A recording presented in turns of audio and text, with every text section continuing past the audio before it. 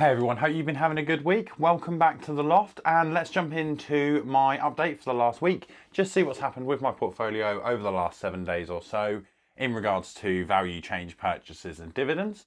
So as normal, we will be starting with the overall value change of the portfolio as well as the return change.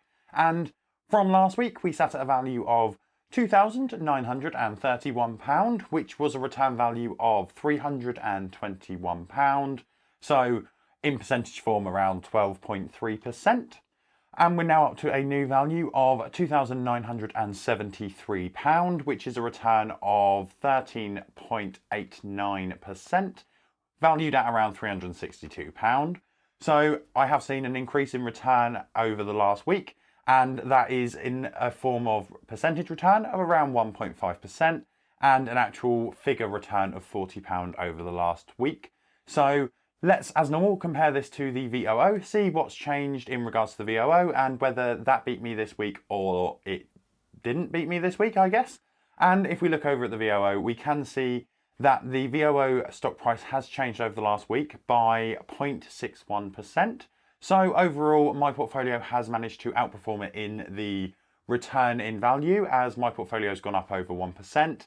And overall over double of what the VOO has gone up over the last week. So that's nice to see that my portfolio value and return value has increased over the last week. And this increase was entirely due to the actual stocks increasing in value, as this week I haven't been able to put any money in or buy any shares. Due to that, this section is going to be very, very brief, as I've got no purchases over the last week, and the last purchases I did make were on the 28th, and that was for my set of store capital purchases. So let's move on. Let's look at the dividends and see what's happened there. And we did have some action happen in the dividends. We had 3 payments come in all on the same day. So these came in on the 3rd, with the first one being a 2p payment from Intel for me holding 0.1 of a share. We then had Wells Fargo, who sent across 6 whole p, and that was for me holding 1 entire share. And then finally, we also had Walmart, who sent across also 2p, but this was for me holding 0.05 of a share. So a minute position for a minute payment.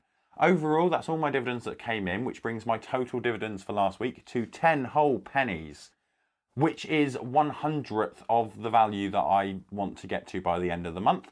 So let's hope that over the next week or two, we get a few bigger payments come in, as we are looking to hopefully reach £10 by the end of this month. That is essentially it for my weekly update. As always, I am going to just quickly end on looking at what companies have gone up and what companies have gone down over the last week or so. So if we look into that and see what companies have moved, we can see that the biggest droppers were Home Depot, who are down nearly 2.5%, with the remaining companies out of that list being growers. So we have had 19 droppers and the rest are all growers. And our top growers are BMW and ExxonMobil, both increasing over 5% each. But as always, if you wanted to check a longer, bit more in-depth video around my portfolio, I would suggest checking my monthly updates, which will be available here. And until next time, remember to invest, save, and subscribe.